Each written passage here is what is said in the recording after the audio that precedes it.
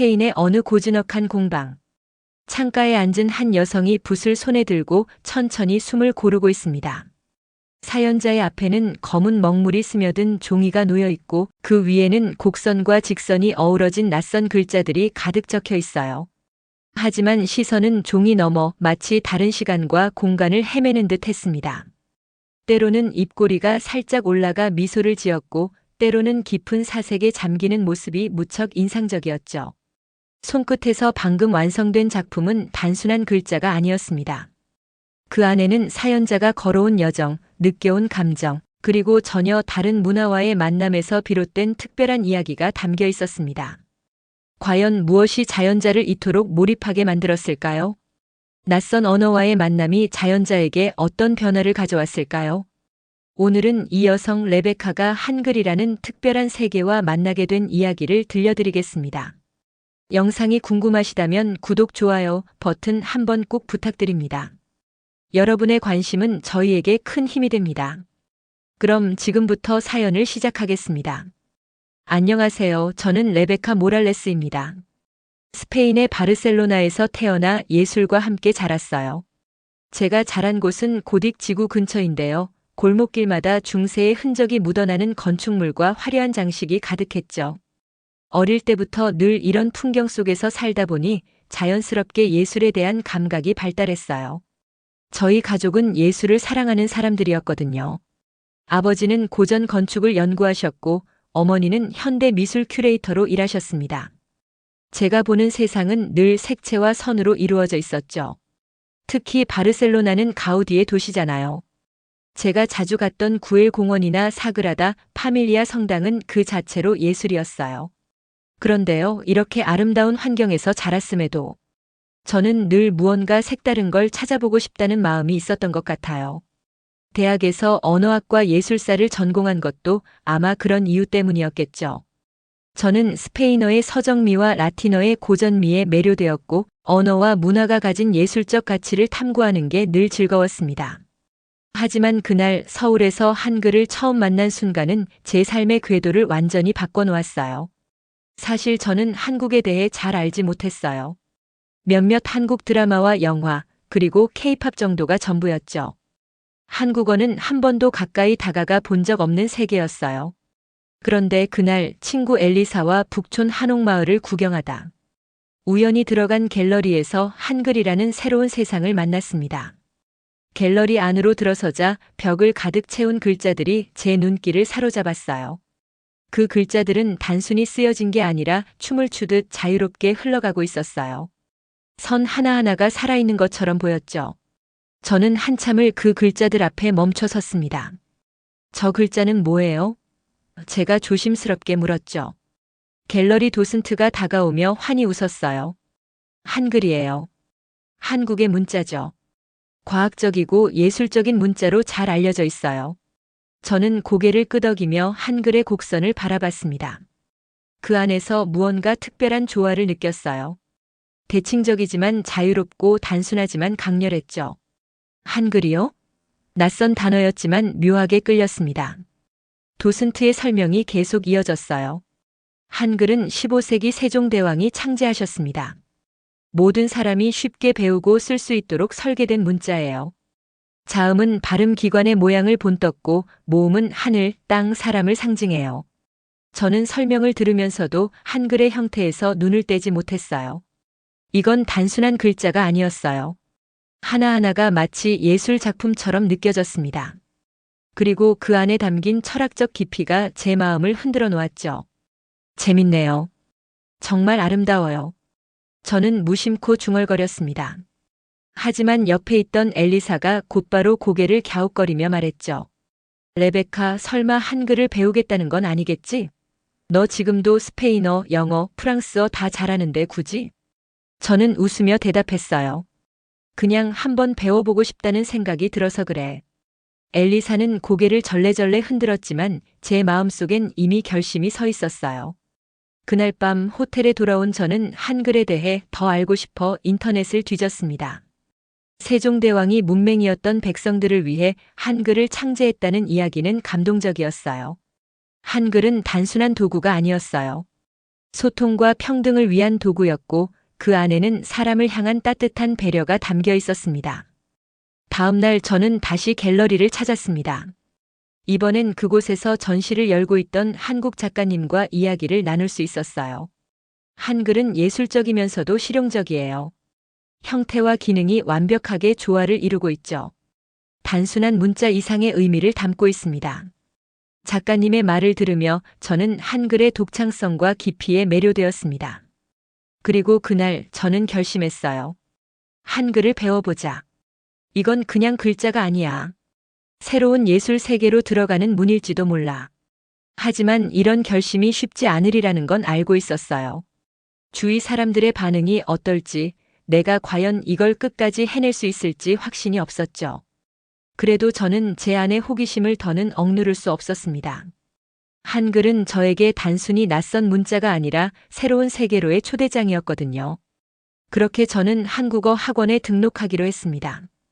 엘리사가 시간 낭비라고 말했지만 저는 개의치 않았어요. 오히려 더 큰 열정이 생겼거든요. 한글이 가진 과학성과 예술성을 배우면서 이 낯선 문자가 제게 어떤 길을 열어줄지 기대됐습니다. 이때까지만 해도 저는 몰랐습니다. 이 작은 선택이 제 삶을 얼마나 크게 바꿀지요. 한글을 배우기로 결심한 후 저는 한국어 학원에 등록했어요. 솔직히 말하자면 처음엔 굉장히 긴장됐습니다. 낯선 나라의 언어를 배운다는 건 생각보다 큰 도전이었거든요. 그래도 한글의 독창성과 아름다움이 저를 계속 끌어당겼습니다. 학원 첫날 교실 문을 열고 들어갔을 때 느꼈던 묘한 떨림은 아직도 생생히 기억나요. 안녕하세요. 교실에 들어서자 밝은 목소리로 선생님이 인사하셨습니다. 저도 서툴게 따라했어요. 안녕하세요. 수업은 기초부터 시작했어요. 한글 자음과 모음을 쓰는 법부터 배웠는데요. 생각보다 쉽지 않았어요. 기역, 니은, 디귿 같은 기본 자음을 쓰는데도 손이 따라주지 않더라고요. 제가 손으로 무언가를 쓰는 걸 꽤 잘한다고 자부했는데 한글을 배우는 건 또 다른 차원의 도전이었어요. 그날 밤 노트에 자음과 모음을 하나씩 써가며 연습했는데 마치 어린 시절 처음 알파벳을 배웠던 때로 돌아간 느낌이었어요. 정말 할 수 있을까? 한글을 배우겠다고 마음먹은 지 며칠 만에 이런 생각이 들었습니다. 발음도 어렵고 문법도 생소해서 점점 머리가 복잡해졌거든요. 게다가 학원 수업에서는 계속 새로운 내용을 가르쳐 주는데 따라가기가 쉽지 않았습니다. 어느 날은 정말 포기하고 싶을 만큼 힘들었어요. 그날 학원에서 한국어의 조사와 어미 변화에 대해 배웠는데 마이너스 에어와 마이너스 에어의 차이조차 헷갈렸습니다. 수업이 끝난 후 혼자 조용히 앉아 한숨을 쉬고 있었는데 같은 반 친구가 다가와 말을 걸었어요. 레베카, 왜 이렇게 기운 없어 보여요? 저는 솔직히 대답했어요. 이거 너무 어려운 것 같아요. 제가 왜 시작했는지 모르겠어요. 그 친구는 웃으며 말했어요. 처음엔 다 그래요. 하지만 꾸준히 하다 보면 어느 순간 재미있어질 거예요. 우리 같이 해요. 그 친구 덕분에 저는 다시 마음을 다잡았어요. 모든 언어는 처음엔 어렵고 낯설잖아요. 제가 처음 프랑스어를 배울 때도 이런 기분이었겠죠. 한글도 다르지 않을 거라고 생각했어요. 그리고 제가 한글을 배우기로 결심했던 이유를 떠올렸습니다. 단순히 언어를 배우는 게 아니라 한글 속에 담긴 예술성과 철학을 느끼고 싶었으니까요. 그런데요, 학원에서 배우는 것보다 더 큰 도전은 친구들과의 갈등이었어요. 특히 엘리사는 여전히 한글을 배우는 제 결정을 이해하지 못했죠. 레베카, 정말 한글을 배우고 있다고. 솔직히 왜? 그냥 아름다워서.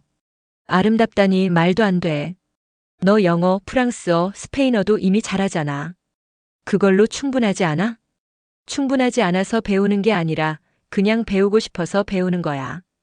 엘리사는 제 대답에 고개를 갸웃거리며 말했습니다. 난 잘 모르겠네. 아무튼 내가 재미있다면 하겠지만 나는 이해 못할 것 같아. 솔직히 속상했어요. 저는 제가 느낀 한글의 매력을 엘리사도 이해하길 바랐거든요. 하지만 그녀에게 한글은 여전히 낯선 동양의 문자일 뿐이었어요. 그럴 때마다 저는 저 스스로에게 묻곤 했어요. 내가 이걸 왜 시작했지? 그런데도 불구하고 마음 한구석에서 포기하지 말라는 목소리가 들려왔습니다. 어느 날 저는 인터넷에서 한글의 창제 원리에 대해 더 깊이 조사하게 되었어요. 세종대왕이 문맹 백성들을 위해 한글을 만들었다는 이야기는 정말 감동적이었어요. 자음을 발음 기관의 모양에서 본떠 만들고 모음을 하늘, 땅을 사람이 일하는 철학적 원리로 구성했다는 사실을 알게 되었죠. 저는 그 순간 한글이 단순히 언어의 도구가 아니라 문화와 철학 그리고 백성을 향한 사랑이 담긴 위대한 창조물이라는 걸 깨달았습니다.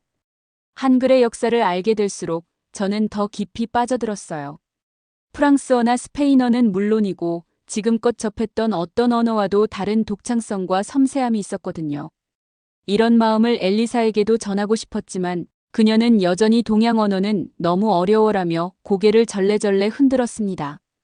그래서 저는 다짐했어요. 언젠가 그녀가 한글의 아름다움을 이해할 수 있도록 더 노력해야겠다고요. 시간이 흐르면서 조금씩 변화가 찾아왔습니다. 처음엔 어렵기만 했던 자음과 모음의 조합이 이제는 익숙해졌고 간단한 문장은 혼자 읽고 쓸 수 있게 되었어요. 가끔은 한국 드라마를 보며 자막을 따라 읽는 연습도 했습니다. 안녕하세요 같은 기본적인 인사말을 자연스럽게 말할 수 있게 되었을 때 작은 성취감에 혼자 웃기도 했습니다. 한글을 배우는 과정에서 저는 단순히 새로운 언어를 익히는 게 아니라 새로운 문화를 이해하는 법을 배웠어요. 예를 들어 한국어에서는 존댓말과 반말의 사용이 굉장히 중요하더라고요. 처음엔 낯설었지만 이걸 통해 한국 사람들이 상대방을 대하는 방식이 얼마나 배려 깊은지 알게 됐어요. 어느 날 학원에서 한글로 짧은 편지를 쓰는 숙제가 나왔어요. 저는 감사합니다라는 단어를 사용해 선생님께 고마움을 표현했어요. 그걸 읽으신 선생님이 웃으며 칭찬해 주셨을 때 정말 뿌듯했어요. 그 작은 칭찬이 제게는 큰 힘이 되었죠. 이제 한글은 제게 단순한 언어가 아니에요. 제가 찾던 새로운 세계로 들어가는 문이자 저를 더 깊은 예술의 세계로 이끄는 열쇠가 되었어요. 물론 갈 길이 멀지만 저는 앞으로도 계속 나아갈 겁니다. 이게 바로 제가 한글을 배우는 이유니까요. 한글을 배우는 과정은 점점 흥미로워졌어요. 처음에는 글자 하나를 쓰고 발음하는 데만 집중했지만 이제는 그 안에 담긴 조형미의 눈길이 가더라고요. 한글은 단순한 문자 이상의 예술작품 같았어요. 한 획 한 획이 살아 숨쉬는 느낌이랄까요? 저는 자연스럽게 한글을 예술적으로 표현해보고 싶다는 생각이 들었어요. 한글 캘리그라피를 시도하게 된 것도 그런 이유에서였죠. 처음엔 단순한 호기심으로 시작했어요. 학원 숙제로 한글로 짧은 문장을 써보라는 과제가 나왔는데 저는 그 글자를 조금 더 예쁘게 쓰고 싶다는 마음이 들었거든요. 그래서 연습장에 연필로 한글을 크게 써보고 글자에 곡선을 더하거나 붓글씨 느낌을 흉내내기 시작했어요.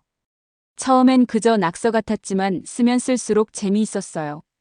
단순한 글자들이 점점 그림처럼 보이기 시작했죠.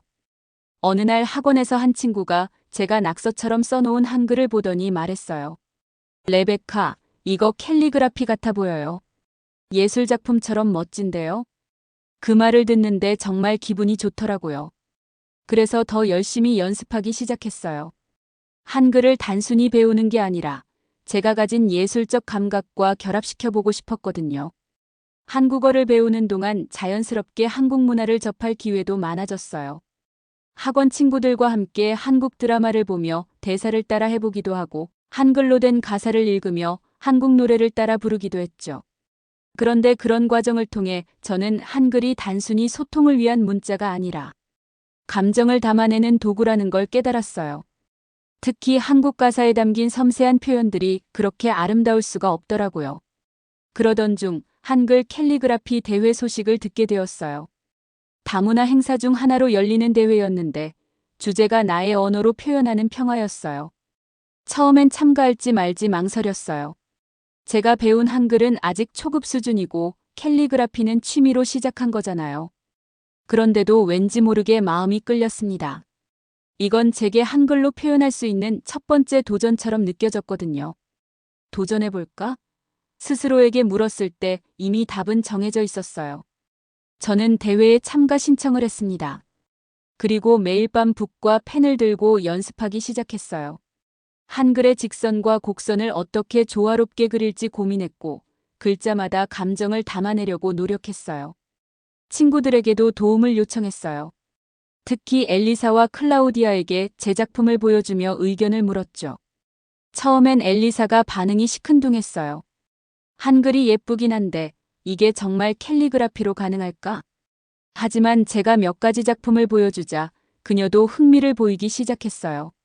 이 곡선이 정말 매력적이네. 너한테서 이런 작품이 나올 줄 몰랐어. 그 말이 저를 얼마나 기쁘게 했는지 몰라요. 친구들의 반응은 저에게 더 열심히 하게 만드는 원동력이 되었죠.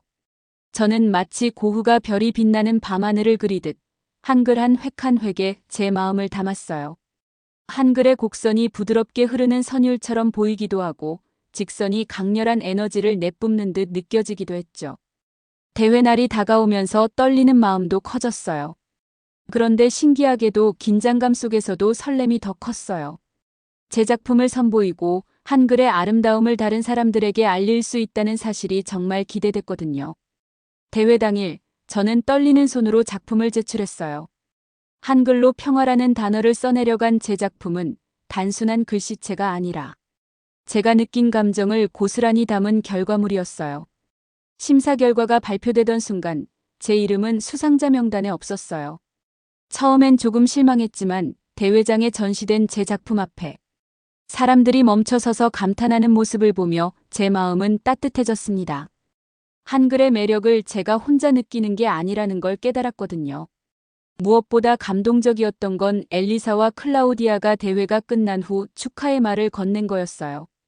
레베카, 내 작품이 정말 인상적이었어. 한글이 이렇게 아름다운 언어인 줄 몰랐어. 그들의 말에 제 눈시울이 뜨거워졌어요. 한글을 배우겠다고 결심했을 때 제 결정을 이해하지 못했던 친구들이 이제는 그 아름다움을 함께 느끼고 있다는 사실이 제겐 어떤 상보다도 값진 선물이었거든요. 그날 저는 깨달았어요. 제가 한글을 배우는 이유는 단순히 새로운 언어를 익히기 위해서가 아니라 그 언어를 통해 다른 사람들과 감정을 나누고 문화를 공유하기 위해서라는 거요. 그리고 앞으로도 저는 한글을 통해 더 많은 사람들에게 이 아름다움을 알리고 싶었어요. 한글은 이제 제게 단순한 문자가 아니에요. 한글은 예술이고 소통이고 감정을 담는 도구예요. 그리고 이걸 깨닫게 해준 이번 도전은 제게 정말 소중한 경험으로 남게 되었어요.